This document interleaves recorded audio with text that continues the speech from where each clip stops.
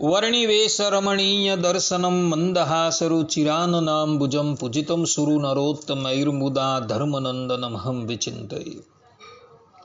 असतो मा षड्गमय तमसो मा ज्योतिर्गमय मृत्युर्मा अमृतं गमय। ओम शांति शांति शांति।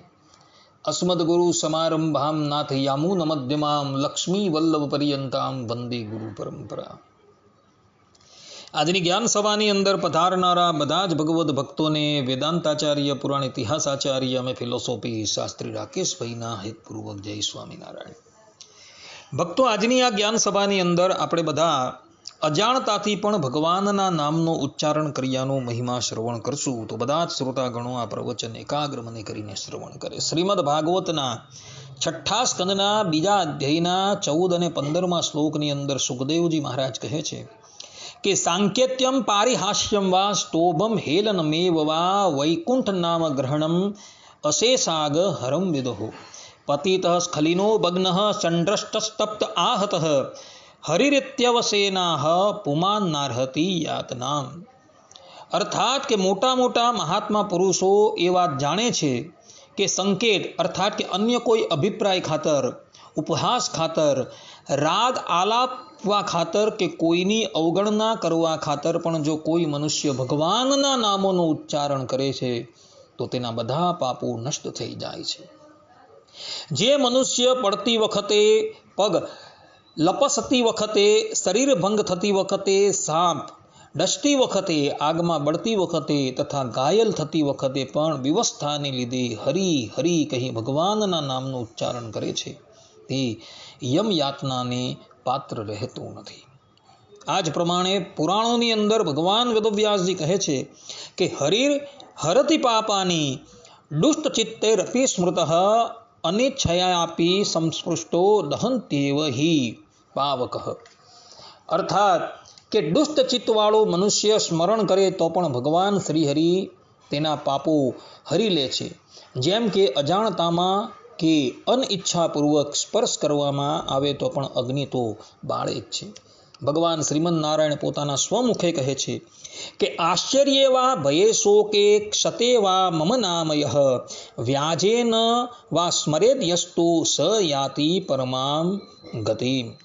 અર્થાત કે આશ્ચર્ય, ભય, શોક, ઘાયલ થવું વગેરે પ્રસંગે જે વ્યક્તિ મારું નામ પોકારી ઉઠે છે અથવા કોઈ હેતુથી મારા નામનું સ્મરણ કરે છે તે પરમ ગતિ પામે છે। આ પ્રમાણે સુખદેવજી મહારાજ, ભગવાન વેદવ્યાસજી તથા શ્રીમદ નારાયણ ભગવાન પોતાના સ્વમુખે એવું કહી રહ્યા છે કે અજાણતાથી પણ ભગવાનના નામનું ઉચ્ચારણ કરવામાં આવે તો એ ઉચ્ચારણ કરનારો મનુષ્ય જે છે એ પરમ ગતિને પામે છે।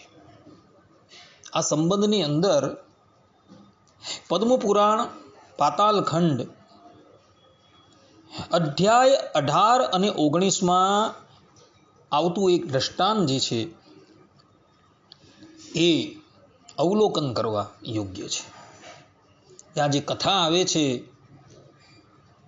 એ કથા જાણીને આપણે આ વાત જે છે એ દ્રઢ થશે। કથા એવી છે કે મિથિલાના રાજા જનક પોતાના જીવનકાળ દરમિયાન અનેક સત્કર્મ કરી ચૂકેલા અને જ્યારે એનો અંતકાળ આવ્યો ત્યારે સ્વયં યમરાજ એઓને લેવા માટે આવ્યા। જનક રાજાએ યોગ બળથી પોતાના શરીરનો ત્યાગ કર્યો એટલે યમરાજ એઓને એક સુંદર વિમાનની અંદર બિરાજમાન કરી સંયમિની પુરી તરફ લઈ જાય છે। સંયમિની પુરીની પાસે આવતા જ નરકની અંદર યાતના પામતા બધા જ જીવોના કષ્ટ એકદમ સમાપ્ત થઈ ગયા। જનક રાજા જ્યારે એ સ્થાન પર આવ્યા એ પહેલા એ સંયમિની પુરીની અંદર રહેલા બધા જ જીવાત્માઓ પોતાના કર્મ અનુસાર યાતના ભોગવતા હતા. પરંતુ જેવા જનક રાજા ત્યાં આવે છે, ત્યાં જનક રાજાના શરીરને સ્પર્શ કરીને જે વાયુ પેલા જીવાત્માઓને સ્પર્શ થયો, ત્યાં જ એ લોકો બધા જ કષ્ટથી મુક્ત થઈ ગયા. થોડા સમય પર્યંત યમરાજ એઓને ત્યાં રાખે છે અને પછી એવો એમને સ્વર્ગ તરફ લઈ જાય છે.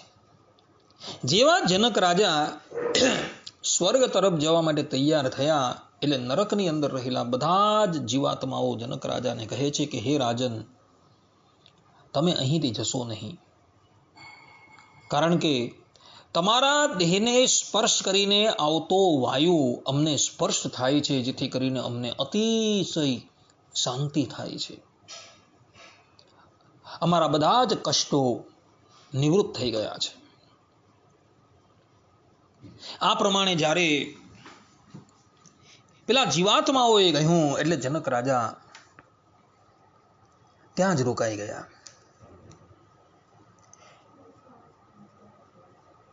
જનક રાજા જ્યારે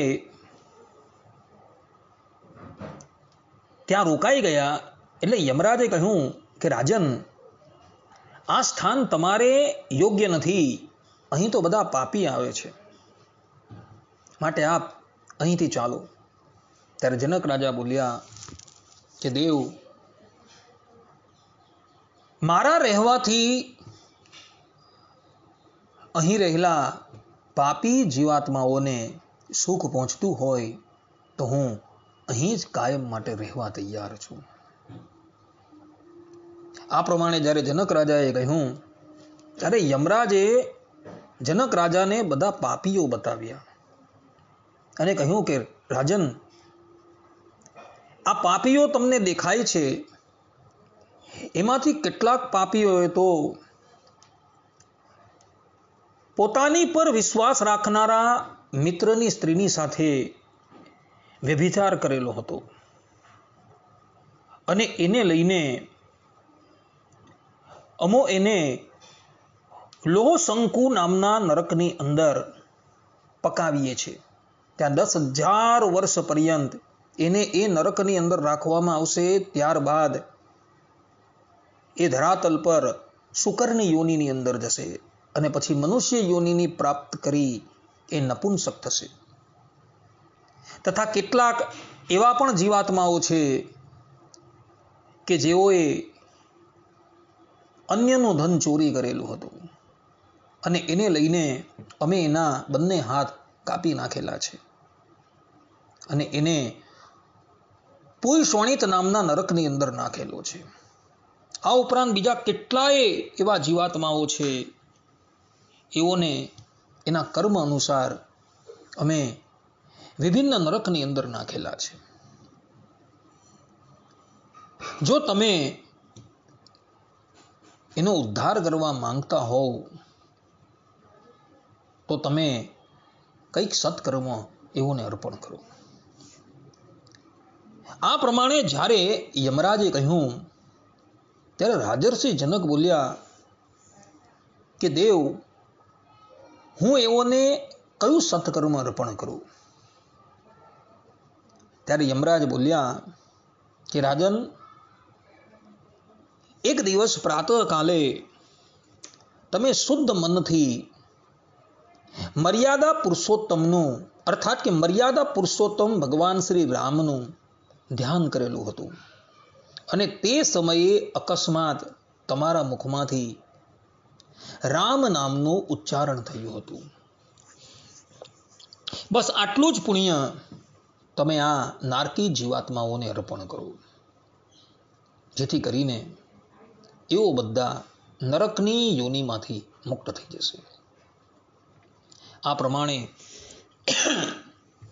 જ્યારે યમરાજે કહ્યું એટલે જનક રાજા કહે છે કે દેવ, હું એને એટલું પુણ્ય નહીં પરંતુ મારા જીવન પર્યંતનું બધું જ પુણ્ય જે છે એ અર્પણ કરવા માટે તૈયાર છું. આ પ્રમાણે કહી જનક રાજાએ એ બધા જ જીવાત્માઓને પોતાનું બધું જ સત્કર્મ અર્પણ કરી દીધું. અને સત્કર્મ અર્પણ થતાં જ બધા જ નારકી જીવો પોતાના દેહનો ત્યાગ કરી દિવ્ય રૂપ ધારણ કરીને સ્વર્ગ લોકની અંદર જતા રહ્યા.